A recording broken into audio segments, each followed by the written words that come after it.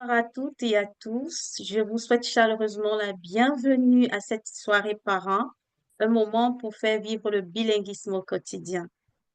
Je me présente, je suis Henriette Bohème. Je suis parent bénévole au sein de Parents Partenaires en éducation. Merci d'avoir pris ce temps ce soir pour être avec nous. Un grand merci également à notre bailleur de fonds, Ontario Bilingue, qui a permis la réalisation de cette belle activité.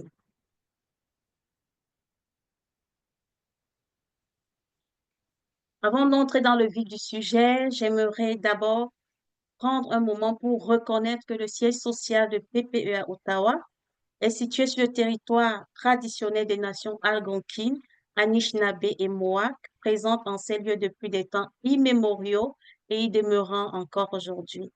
Nous tenons à souligner que notre travail ainsi que le travail de nos partenaires provinciaux s'effectue sur ces territoires ancestraux autochtones où 46 traités et autres accords ont été décidés.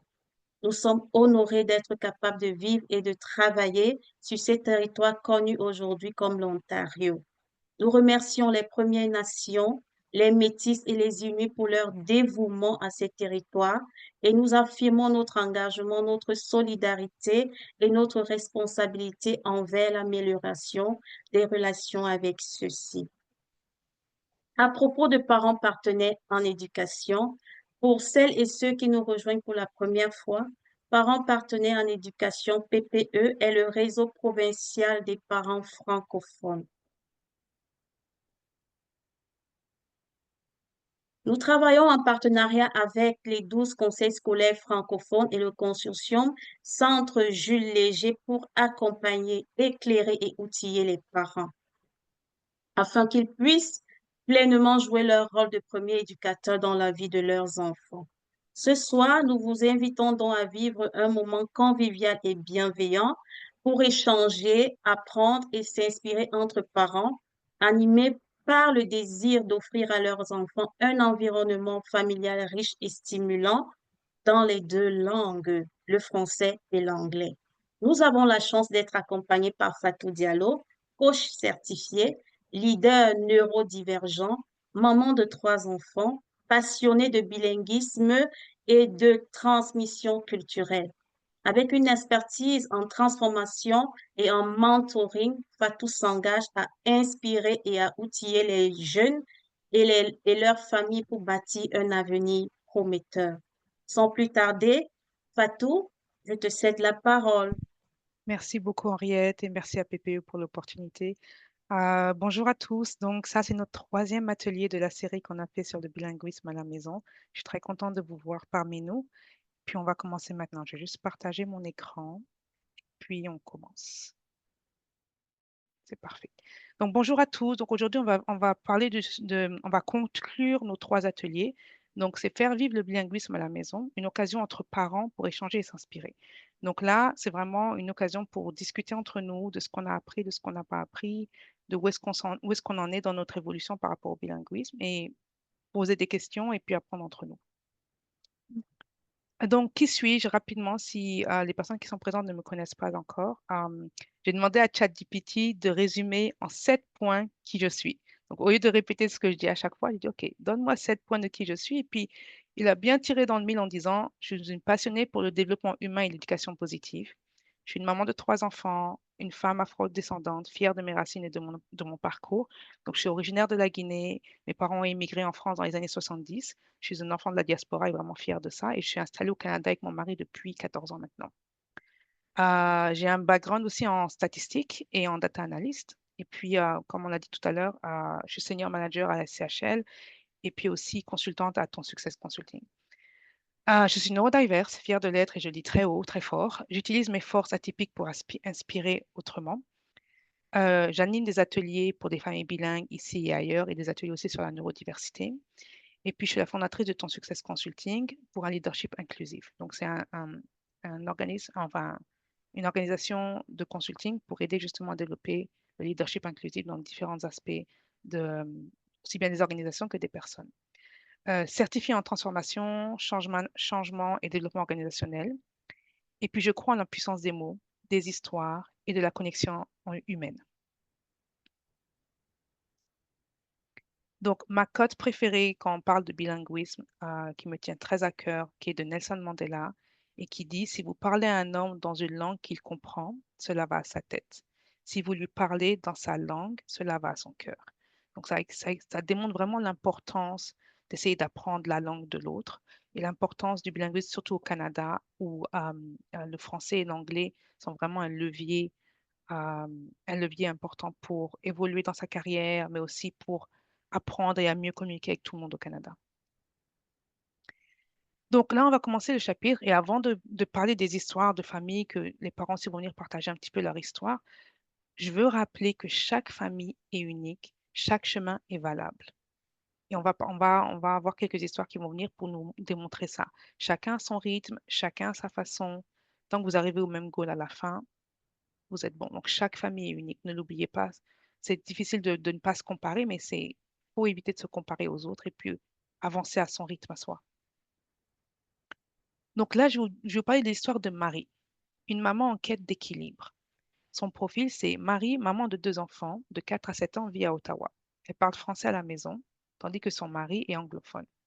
Elle travaille à temps plein et s'inquiète que ses enfants n'accordent pas assez d'importance au français et ils sont pas assez exposés à la maison au français. Donc, avant les ateliers, Marie se sentait frustrée. Elle avait l'impression de répéter sans cesse en français, mais ses enfants lui répondaient en anglais.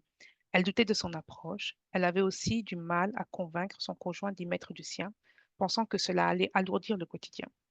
Pendant les 2 mois d'atelier qu'elle a suivis avec PPE, Marie a d'abord été soulagée de découvrir qu'elle n'était pas seule.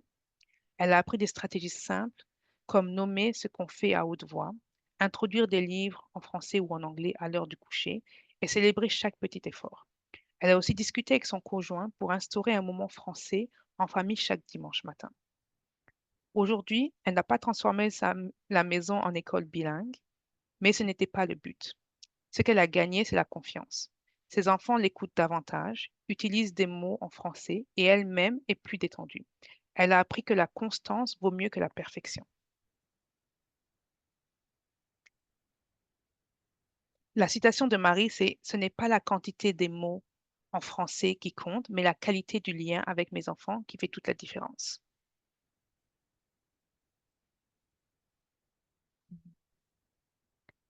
Maintenant, la histoire de Karim, un parcours d'intégration et de transmission.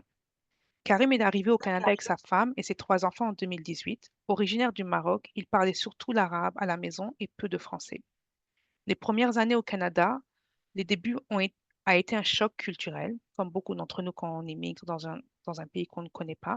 Entre les démarches administratives, l'emploi et l'école, le multilinguisme n'était pas la priorité. Les enfants ont très vite appris l'anglais à l'école, mais à la maison, c'était un mélange d'arabe, de français et puis de silence. Karim avait peur que ses enfants perdent leurs racines. Le déclic est venu en 2020 quand il a assisté à une conférence sur le bilinguisme. Il réalise qu'il n'est pas trop tard, mais que cela demande intention, patience et plaisir. Avec sa femme, il décide de réorganiser leur quotidien pour intégrer des films en français, appel à la famille en arabe, jeux de rôle en plusieurs langues. Il inscrit aussi ses enfants à des activités parascolaires francophones. Aujourd'hui, 5 ans plus tard, ses enfants, âgés de 8 ans, 11 ans et 13 ans, sont trilingues, anglais, français, arabe. Ils passent d'une langue à l'autre sans effort et surtout, ils sont fiers de leurs origines. Karim dit que s'il devait recommencer, il serait moins dur avec lui-même. Il aurait mis l'accent sur la connexion avant la correction. La citation de Karim est: j'ai compris que le plus beau cadeau que je peux leur faire, c'est la liberté de parler plusieurs langues et d'aimer chacune d'elles.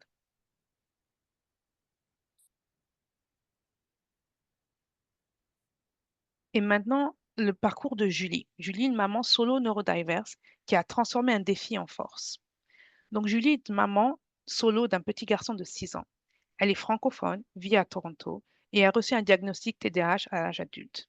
Elle craignait que son mode de vie, parfois désorganisé, nuise à la constance nécessaire pour l'apprentissage bilingue. Elle avait des défis invisibles. Donc, Julie se jugeait beaucoup. Elle avait l'impression de ne pas en faire assez ou de ne pas être comme les autres mamans. Elle oubliait les routines, passait d'une stratégie à l'autre sans continuité et culpabilisait quand son fils utilisait exclusivement l'anglais. Le moment du déclic, ça a été le premier atelier avec PPE qu'on a eu. Elle a entendu une phrase qui l'a marquée. Ce n'est pas la perfection qu'on cherche, c'est la connexion. Julie a décidé d'adapter l'apprentissage à son rythme neurodivergent. Elle a transformé les balades, les recettes de cuisine et même les moments de jeu libre en occasion d'introduire des mots en français. Elle a accepté que sa créativité était sa force, même si ce n'était pas toujours structuré. Aujourd'hui, son fils comprend très bien le français, commence à répondre et surtout, il partage des moments de complicité autour de la langue. Julie ne se compare plus. Elle célèbre les petits pas. Elle dit que le bilinguisme ne l'a pas stressée. Au contraire, il l'a rapprochée de son enfant et de sa propre identité. La citation de Julie qui est vraiment bonne. Je croyais que je devais suivre une méthode parfaite. En fait, j'ai juste eu besoin d'écouter mon propre rythme et celui de mon fils. Donc, en résumé, 3 parcours, 3 vérités. Marie, l'équilibre au quotidien. Elle a appris que la régularité vaut mieux que la perfection. Elle a inclus son partenaire à toutes les étapes et elle célèbre chaque petit mot en anglais. Karim, l'intégration avec fierté. Il a adapté son environnement au jour le jour. Il a choisi la patience et la constance. Ses enfants sont maintenant trilingues et confiants. Julie, l'imperfection créative. Elle a écouté son propre rythme, ses forces. Elle a transformé ses moments ordinaires en occasions magiques. Elle a bâti une relation plus forte avec son fils. Maintenant, c'est à votre tour de nous raconter un petit peu votre histoire. S'il y a 2 parents qui aimeraient, 2 ou 3 parents qui aimeraient nous raconter un petit peu leurs défis, leur parcours, leur histoire, euh, s'il vous plaît, levez la main ou prenez le micro et puis on sera content de vous écouter.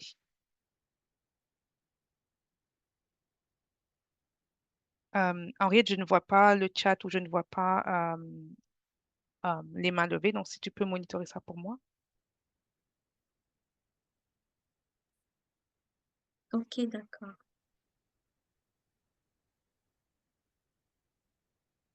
Il n'y a personne? OK, bah, c'est pas trop grave parce qu'on va vous emmener dans des salles juste après pour justement discuter entre vous, parce que parfois les gens préfèrent discuter entre eux dans les salles.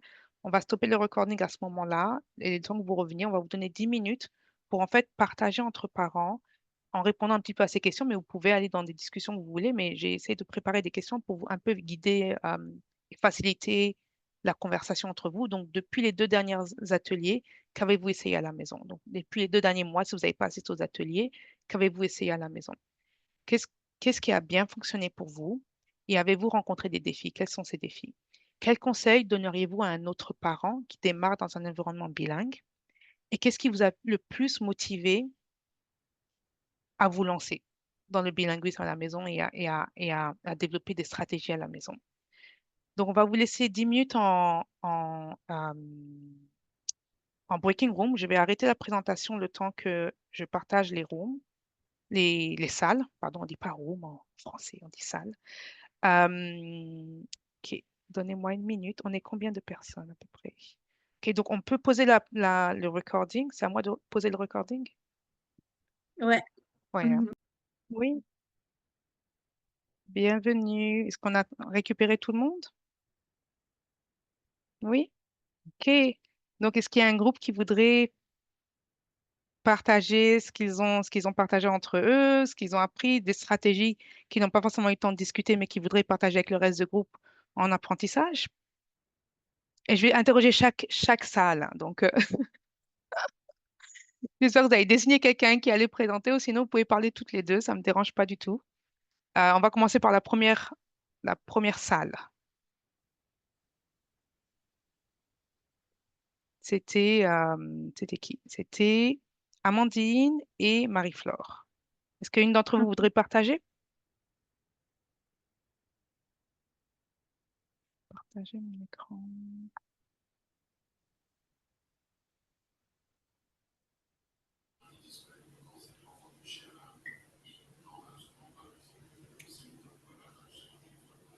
Allô?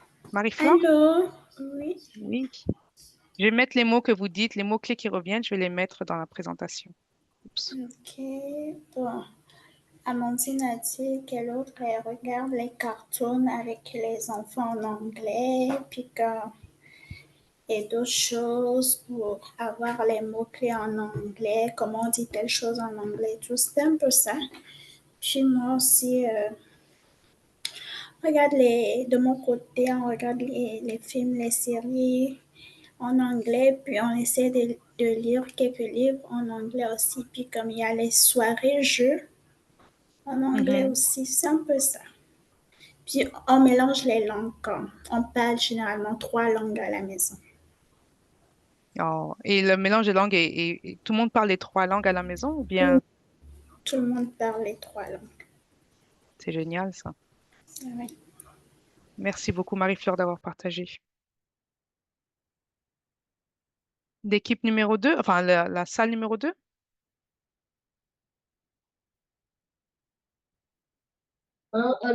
Comment savoir le numéro de sa salle, Fatou? c'est qui m'a demandé, excusez-moi? C'est Mousli Ramanou. Ramanou. Ramanou, je pense que tu étais en salle numéro 2 avec Mariama. Ah, ok. Donc, Euh, au niveau de ma salle, Mariama, déjà, elle a la chance d'avoir des enfants déjà bilingues parce qu'ils sont nés ici et ils sont déjà parfaitement bilingues. Donc, c'est plus moi qui ai expliqué un peu ce que je vivais au quotidien. Donc, mhm, moi, à mon niveau, j'ai acheté un livre qui coûte pas vraiment cher, qui vaut même pas 10 dollars, avec les photos des objets en français et en anglais. Et je fais des jeux avec ma fille de 8 ans qui adore quand il y a les photos. mm, Parce qu'on n'a pas la télévision, donc du coup, on utilise plus les livres avec les photos et les images de chaque mot. Donc du coup, on apprend de mhm. cette façon-là. Voilà. À Ah, travers la confection des gâteaux aussi, parce qu'elle aime beaucoup la cuisine. Donc avec elle, c'est un peu la stratégie que j'adopte. Donc, c'est on génial essaie ça. de prendre chaque objet et de donner le nom en anglais et en français. C'est génial ça. Est-ce que tu as des défis que tu voudrais partager? Comment? Est-ce que tu as des défis que tu voudrais partager, des challenges au Au, quotidien ou bien c'est juste le euh, temps? au niveau des challenges, bon, je sais pas, mon défi, c'est de parler parfaitement anglais, en fait. Hmm, Parce que on n'arrive même pas à faire une consultation normale à cause de la barrière de la langue. Et ça, c'est une grosse frustration. hmm, Donc, oui. c'est un peu le défi que j'ai. Réussir à parler anglais. Peut-être avant la fin de cette année, pourquoi pas. Bah, tu es à Ottawa, donc comme tu dis, tu as beaucoup de défis parce qu'il y a beaucoup de places où il faut parler anglais, tu n'as pas le choix parce qu'il n'y a pas forcément quelqu'un de francophone. Donc ça force à accélérer. Oui, À accélérer. Tu sais, si tu es à Montréal, ce serait plus facile parce que tu as plus de Français autour, ou au oui, Québec de façon générale. Mais du coup, ça te force à oui, accélérer c'est le ça. parler. Ok. Merci beaucoup, merci beaucoup d'avoir Je partagé vous en prie. ton Merci. expérience. Mariam, est-ce que tu veux rajouter quelque chose? Je te mets dans le spot là. OK. Allô, bonsoir tout le monde. Bonsoir. Oui, Bonsoir. j'ai parlé avec Mousli quand même, les défis pour les nouveaux arrivants ici au Canada, spécialement en Ontario. Parce que déjà, c'est un choc, le fait de venir, on ne comprend pas l'anglais, on a beaucoup de, comment ça s'appelle, on essaye de s'intégrer comme on peut, mais il y a les challenges. Ce que je suggérais à Mousseline, c'est juste d'essayer de, parfois même faire du bénévolat. Ça aide beaucoup. Ça vous met en contact avec le milieu anglophone. Donc, comme on dit, c'est en faisant des erreurs qu'on apprend. Il ne faut pas être comme shy, comme on dit encore en français. Timide. Timide, voilà, il faut pas être timide de faire une phrase, c'est normal, on fait des erreurs, c'est en faisant des erreurs qu'on apprend. Donc, il faut que vous vous mettez là-bas, faire du bénévolat, faire des activités extrascolaires avec les enfants. Donc, il y a tout ça, ça peut aider aussi. Il y a les centres communautaires aux alentours Ils ont beaucoup de programmes pour les nouveaux arrivants. Il faut essayer de les contacter, que ce soit au niveau de la santé, que ce soit ils ont plein de choses. Donc, essayez de vous connecter dans la zone où vous vivez, où il y a les centres communautaires. Ils ont beaucoup de programmes qui sont riches, qu'ils offrent, et c'est bilingue. Ils parlent français, ils parlent anglais. Donc, n'hésitez pas à contacter, regardez ce qui est, comme on dit, ce qu'il y a available dans votre zone, Disponible. disponible dans votre zone, et essayez d'y aller en famille et puis voir quelles sont les ressources que vous pouvez utiliser. Merci, Mariama. Merci pour ton partage. Ce qui est intéressant aussi dans ton partage, c'est le franglais. Donc ça, je vais le dire à tout le monde. À partir du moment où on veut tous apprendre l'anglais, mais dès qu'on l'apprend, il y a des mots en français qui ne nous reviennent plus. Et ça arrive très, très, très souvent. La prochaine salle, est-ce que vous voulez partager quelque chose? Ça peut être n'importe quelle salle, parce que je ne sais plus qui est dans la salle 3. Qui était dans la salle 3?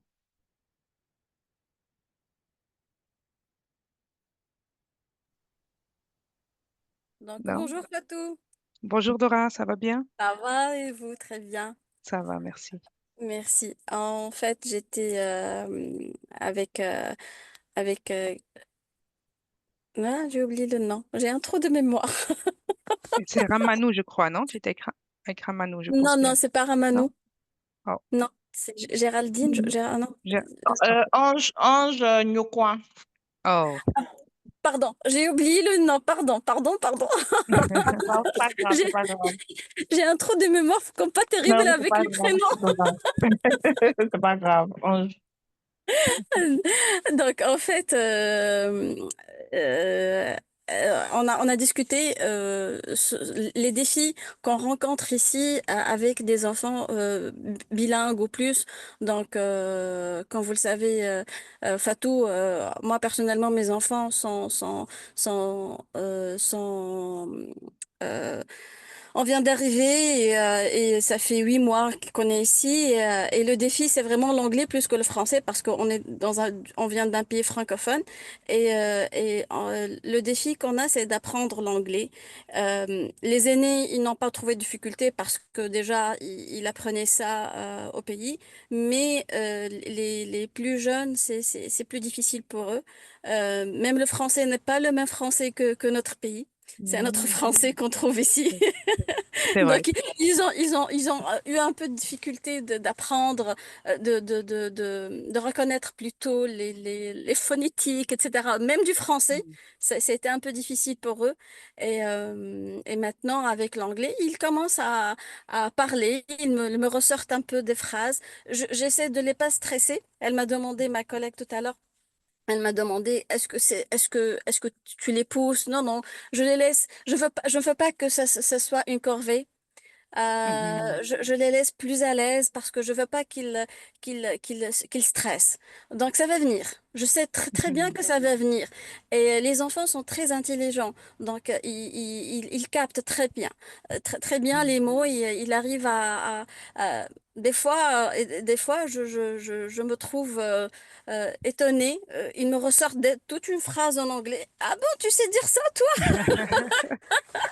C'est Ouais. bien. Et comment tu l'as appris? Ben parce que mes amis à la récré, ils ont dit ça et je l'ai répété. Donc ça s'apprend, ça s'apprend l'anglais avec les Mhm. activités extra et avec comme j'ai dit tout à l'heure à ma sœur, c'est le fait de mettre les jeux en anglais, de mettre le téléphone en anglais, de les pousser à utiliser l'anglais le plus souvent. Donc, ils vont apprendre, ils finissent par apprendre.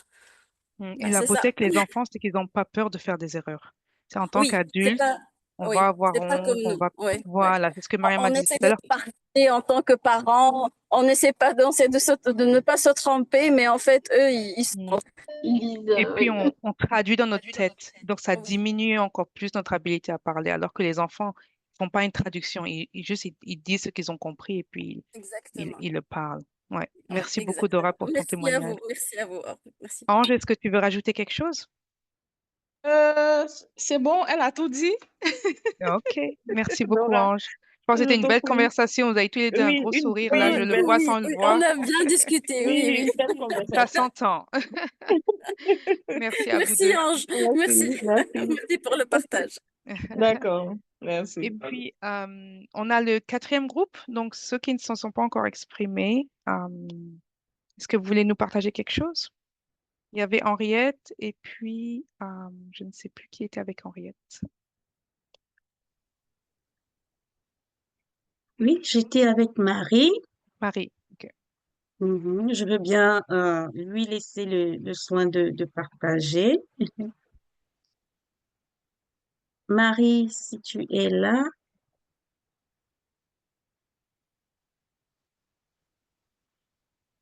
alors si Marie n'est pas là, je vais partager le contenu de notre échange. Mhm. En ce qui me concerne, après avoir suivi le premier atelier que nous avons fait ensemble, j'avais pris la résolution d'instaurer à la maison une journée où on parle en anglais et on s'est accordé avec les enfants que ce serait le samedi. Donc, tous les samedis, dès le réveil, on se parle en anglais. Sauf que on ne respectait pas toujours, on ne le faisait pas toujours. Et puis, ben, j'ai commencé un peu à me décourager. Mais lorsque j'ai assisté au second atelier, j'ai compris que je n'avais pas besoin de culpabiliser ou de me décourager. J'avais juste besoin de, de faire des efforts, de continuer de pratiquer ce que nous avions commencé avec les enfants et j'ai trouvé que ça marche plutôt bien. Mhm. Aussi, mes enfants sont également très motivés. Ils veulent parler anglais parce que quand ils vont jouer au soccer, ils ont plein de petits copains là-bas. J'ai les activités extrascolaires qui sont anglophones, qui parlent anglais. Donc, quand ils rentrent, ils me ramènent toujours des phrases et tout. Et quand parfois je comprends même pas et je leur demande ce que ça veut dire et ils me donnent l'explication comme ça, tout bonnement. Maman, ça veut dire ceci, ça veut dire cela. Je comprends qu'ils apprennent. Et ils rentrent des fois de l'école avec une phrase, Maman, j'ai entendu ça, un ami a dit telle phrase, qu'est-ce que ça veut dire et tout. J'essaye de traduire et leur donner l'explication. Donc, du coup, je comprends que eux aussi, ils ont la motivation, ils ont l'envie de parler et ça devient un peu plus facile parce que déjà chez eux, il y a la motivation. Leur motivation me motive aussi à continuer à appliquer les résolutions qu'on a prises et ça marche plutôt bien. On s'entraide. Quand l'un ne sait pas ce que telle chose veut dire, l'autre le corrige ou bien l'aide. Je me rends compte qu'il y en a qui comprennent qui Mieux. comprennent mieux que d'autres, oui, et puis on avance comme ça. C'est vrai que entre le dialecte, le français Mhm. déjà, bon, je peux dire c'est un acquis parce que nous Mhm. venons d'un pays francophone et les enfants n'ont pas de problème avec le français. Mais entre le dialecte et l'anglais, on essaye de, de trouver un équilibre sans toutefois se mettre la pression et ça avance quand même. Ça avance quand même petit à petit. Il y a des améliorations avec, C'est comme bien. je disais tantôt, la motivation des enfants. Et ça me motive aussi à Mhm. continuer. Donc, pour les défis, bon, le défi principal est que tout le monde doit être bilingue. Eux-mêmes se donnent des objectifs. Ils Mhm. veulent parler, ils veulent vraiment pouvoir s'exprimer avec leurs copains aussi, parce qu'ils n'aiment pas se sentir un peu à la traîne quand Mhm. les autres parlent et tout. Du coup, ils s'impliquent. Donc, moi, je Mhm. dirais de mon côté que ça me facilite un peu la tâche avec les garçons parce qu'ils s'impliquent vraiment dans le processus que nous avons mis en place. Il faut juste du temps. Je sais que ça va aller. Marie, quant à elle, elle a dit que son fils était vraiment fermé à l'apprentissage parce que Mhm. à la cour de récré, quand les autres parlent et qu'il ne comprend pas, ça le frustre un peu. Du coup, quand elle essaye à la maison, il est un peu réfractaire. Il dit, Maman, non, parle-moi en français, me parle pas en anglais parce que quand mes amis me parlent en anglais, je comprends pas ce qu'ils disent et tout. Mhm. Et là, je l'ai juste encouragé à motiver son garçon, à le motiver à apprendre afin qu'il puisse aussi comprendre et ne pas se sentir mis à l'écart avec ses copains. Ça peut être une source de motivation sans toutefois, bien évidemment, lui mettre une pression quelconque. Donc, et elle a dit que sinon, en ce qui concerne le dialecte, son fils était très à l'aise, très ouvert à l'apprentissage du dialecte. Donc, ils Oh, parlent français parce qu'ils sont francophones à la base. Pour le dialecte également, il apprend et il fait des efforts. Mais pour l'anglais, il y a cette barrière-là qui fait que l'enfant se sent un peu frustré, euh, vu que il ne comprend pas encore. Mais après notre échange, bon, elle a orienté euh, les choses et elle a dit qu'elle devait motiver son fils afin que lui aussi, il puisse se donner, s'ouvrir à l'apprentissage. Donc voilà un mhm. peu pour notre échange. Merci beaucoup, Henriette. C'est vrai que c'est Mhm. intéressant, l'histoire du fils de Marie, parce que c'est à l'école, c'est à l'école, mais à la maison, l'idée, c'est qu'elle crée un environnement safe, là, comment on dit ça?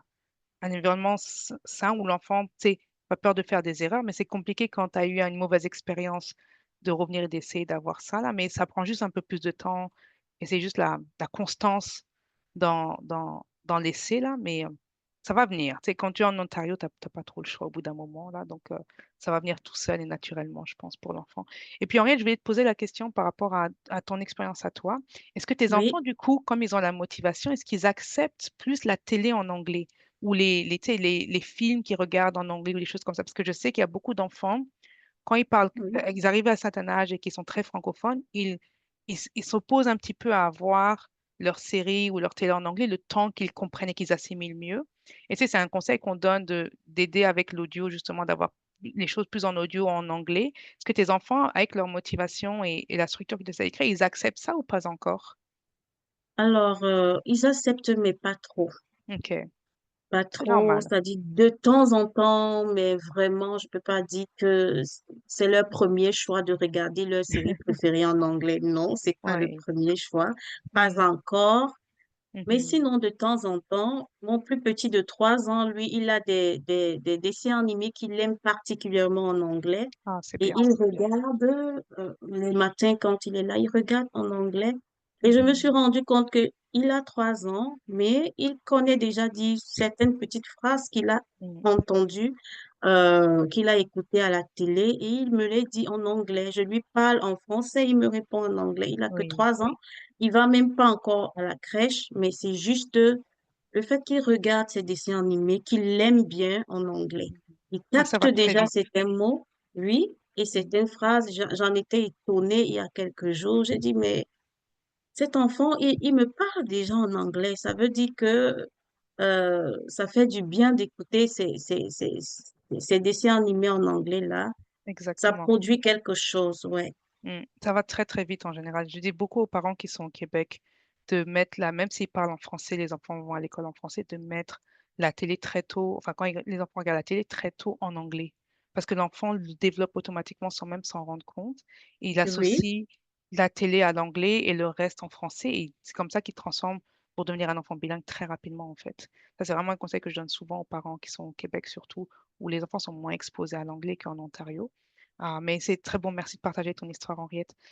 Je pense que on avait que quatre rooms. Il y a Yacine qui s'est rajouté à nous, qui n'a pas pu aller dans une room. Est-ce que Yacine, tu voudrais partager quelque chose avec nous?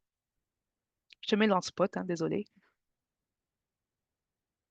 Désolée, j'étais en mute. Il n'y a Bonjour, pas de souci. Bonjour.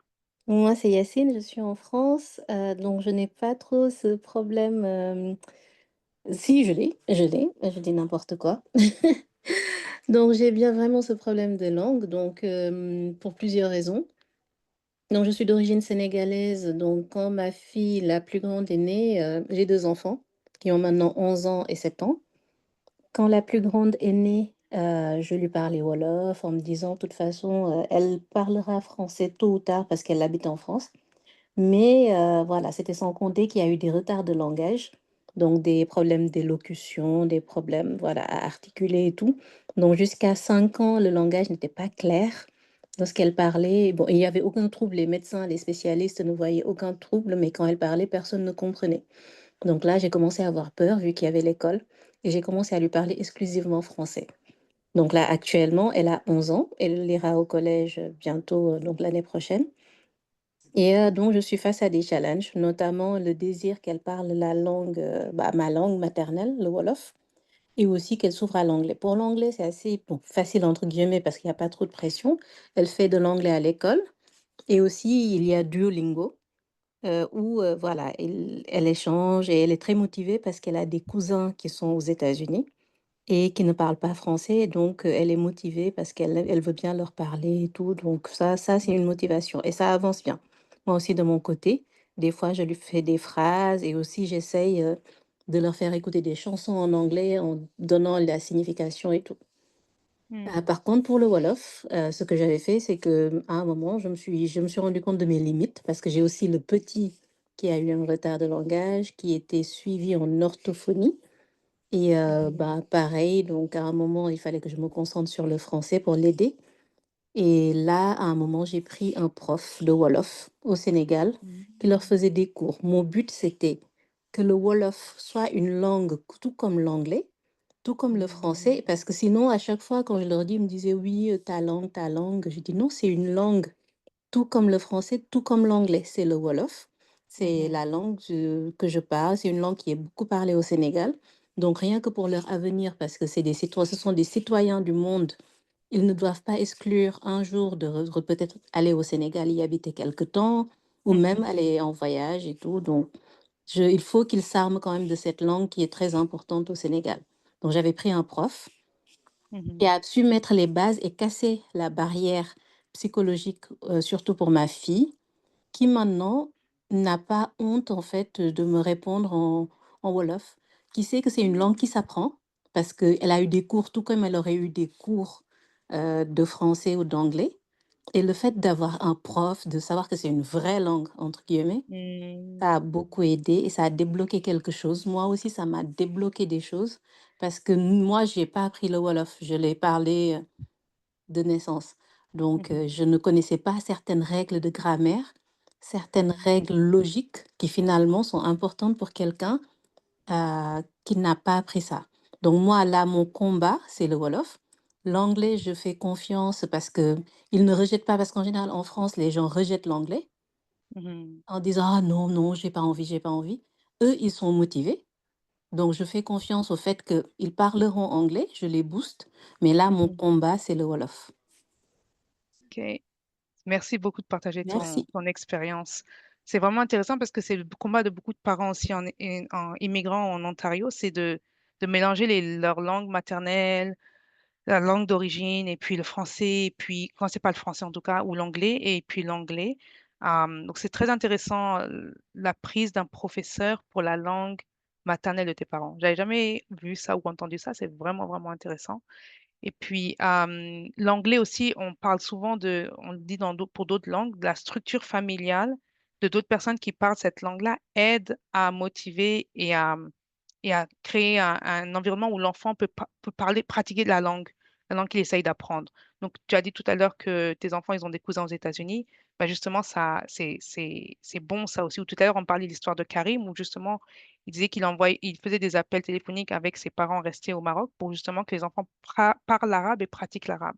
Donc, c'est vraiment intéressant, c'est vraiment important, surtout, d'avoir un cadre familial qui permet aussi d'avoir cette zone où ils peuvent parler différentes langues as well. Merci beaucoup, merci à tous pour vos partages. Je pense pas que j'ai manqué quelqu'un. Si jamais j'ai manqué quelqu'un, je suis vraiment désolée. On va aller vite fait vers... bon, là, je pensais pouvoir mettre les mots-clés qui revenaient, mais j'ai pas pu, donc c'est pas grave. Le plan d'action. Donc, Georgette va partager un plan d'action que je vous ai préparé. C'est un document Word où vous allez pouvoir l'utiliser, le façonner à votre façon, et puis, tu sais, essayer de structurer un petit peu l'apprentissage pour les 6 prochains mois, pour les 5 prochains mois.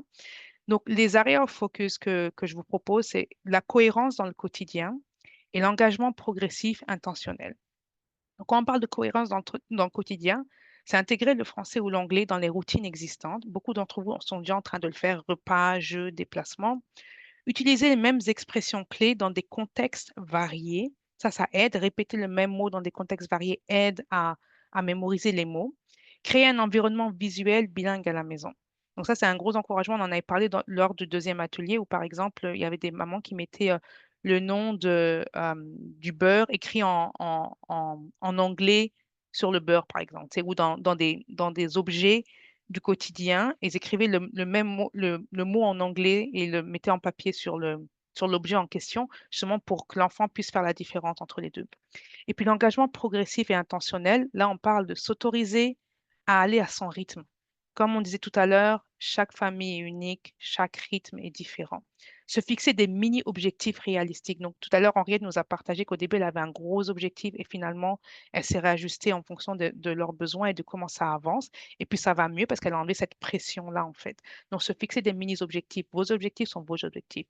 À partir du moment où tous les jours, vous voyez un petit progrès ou tous les mois, vous voyez un petit progrès, c'est que vous avez déjà fait quelque chose. Et comme Henriette l'a dit tout à l'heure, son enfant de 3 ans, il commence déjà à sortir des mots en anglais ou des phrases en anglais qu'elle-même, ça étonne, mais c'est juste parce qu'il a l'environnement auditif est plus, et il est plus exposé à l'environnement auditif en anglais en regardant certaines de ses séries en anglais.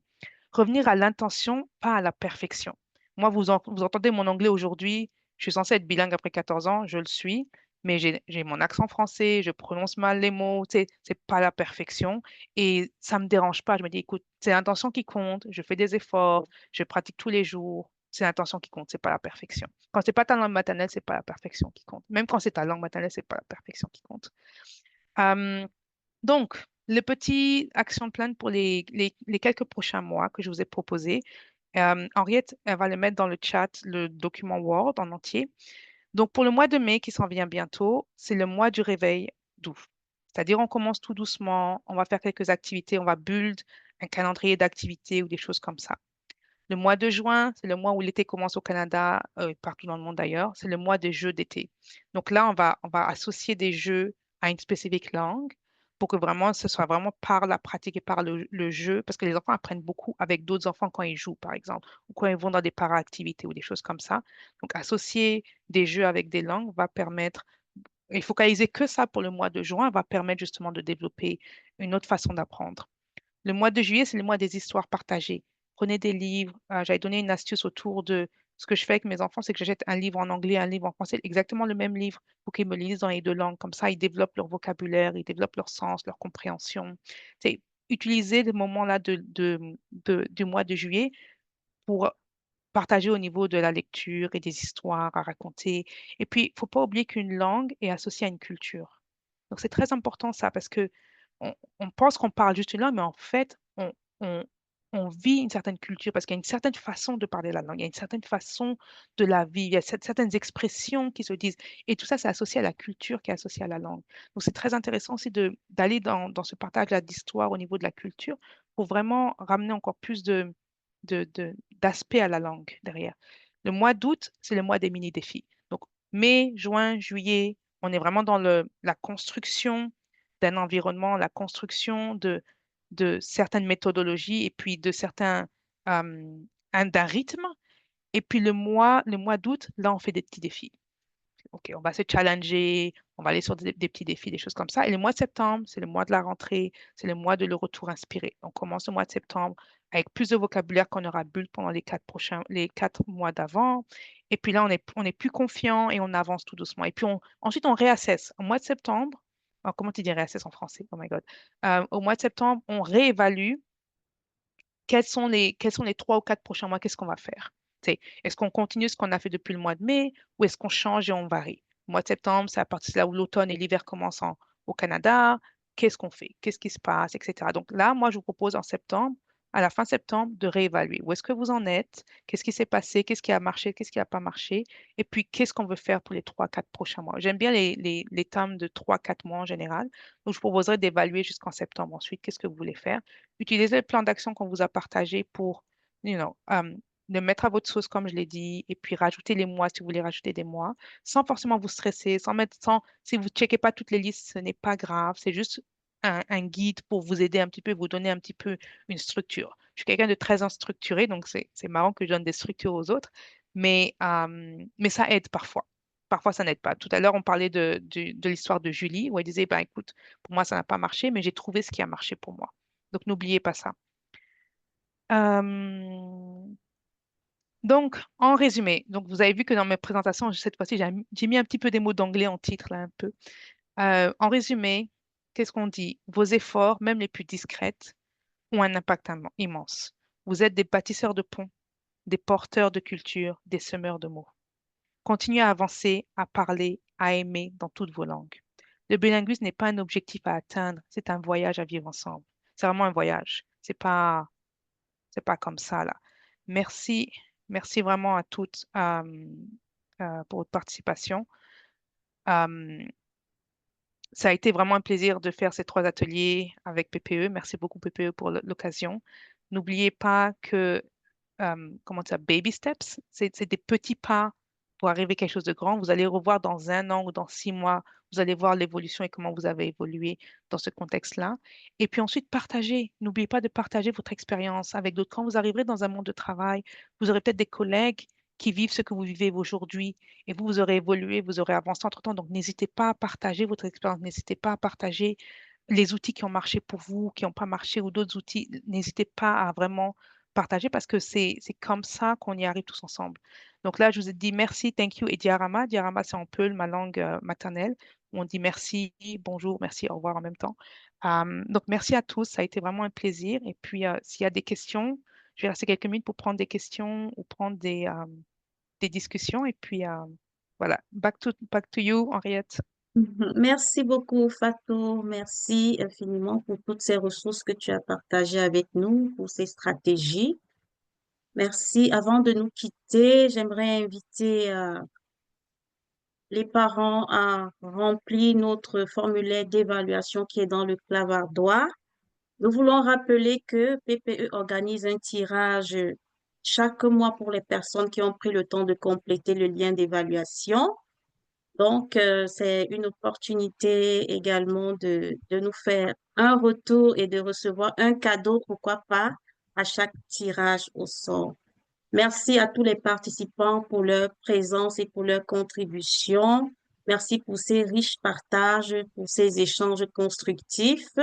Je suis certaine que chacun de nous est sorti de là avec quelque chose en plus. Au plaisir de nous retrouver. Et si Fatou a autre chose à dire, s'il y a des parents qui ont des questions, Fatou est disponible pour prendre quelques questions avant la clôture. Merci, merci, Henriette. Je t'en Merci à tous. prie. Bonne soirée. Il est Bonne un peu tard. soirée, merci. Merci Fatou pour le partage. Merci, c'est Merci, fait un Dora. plaisir. À bientôt.